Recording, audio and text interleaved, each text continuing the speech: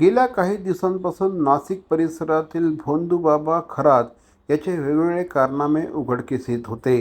त्याचप्रमाणे या संदर्भात महिला आयोगाच्या अध्यक्षा रुपाली चाकणकर यांचं देखील नाव सातत्याने पुढे येत होतं। या संदर्भात रुपाली चाकणकर यांना मुख्यमंत्री श्री देवेंद्र फडणवीस यांनी तात्काळ राजीनामा देण्याचे आदेश दिल्यानंतर रुपाली चाकणकर यांनी आपल्या पदाचा राजीनामा दिला आहे। या संदर्भात त्यांनी राष्ट्रवादी काँग्रेसच्या अध्यक्ष सुनेत्रा पवार यांची देखील भेट घेतली। यानंतर माध्यमांसमोर येत रुपाली चाकणकर यांनी आपली भूमिका देखील मांडली। गेल्या काही दिवसांपासून आपल्यावर सातत्याने विविध प्रकारचे आरोप करण्यात येत आहेत, मात्र या आरोपांमध्ये कुठल्याही प्रकारचं तथ्य नाही, असं चाकणकर यांनी प्रसिद्धी माध्यमांशी बोलताना सांगितलं। आपण कुठल्याही तंत्रमंत्रामध्ये सहभागी नव्हतो अशी माहिती देखील त्यांनी दिली। या संदर्भात सुषमा अंधारे यांनी जे आरोप केले आहेत त्या आरोपांचं खंडन देखील चाकणकर यांनी केलं। त्याचप्रमाणे सातत्याने जे आपल्यावर आरोप करत आहेत त्यांना नोटिसा देखील पाठवणार असल्याचं चाकणकर यांनी पत्रकारांशी बोलताना सांगितलं। बघूया रुपाली चाकणकर काय म्हणाल्या। माध्यमांमधून सातत्याने दाखवले जाणारे व्हिडिओ हे काही वर्षापूर्वीचे आहेत।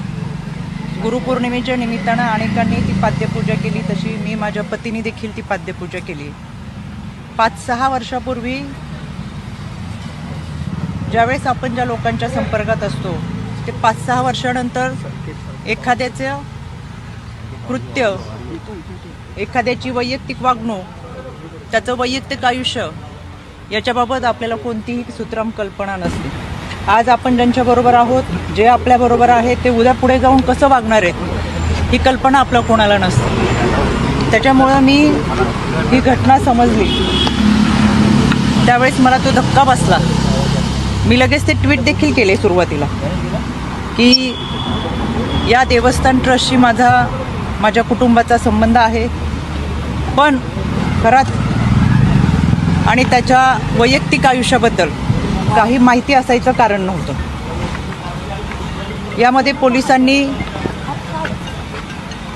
खोलवर निष्पक्षपणे तपास करावा हे मी परवाच सांगितलेलं आहे। त्याच्यासाठी आज मी पोलीस महासंचालक यांची भेट घेतली, त्यांना देखील या तपासाबाबतचं पत्र दिले, जे मी तुम्हाला माध्यमातून सुद्धा दिले।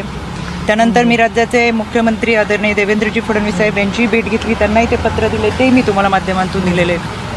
मी आता आदरणीय सुनेत्रा वहिनी, राष्ट्रवादी काँग्रेस पक्षाच्या आमच्या राष्ट्रीय अध्यक्ष, आमच्या नेत्या यांची भेट घेतली आणि एकंदर हा सगळ्या घटनेचा तपास हा पारदर्शकपणे व्हावा, निष्पक्षपणे व्हावा यासाठीची मागणी केली।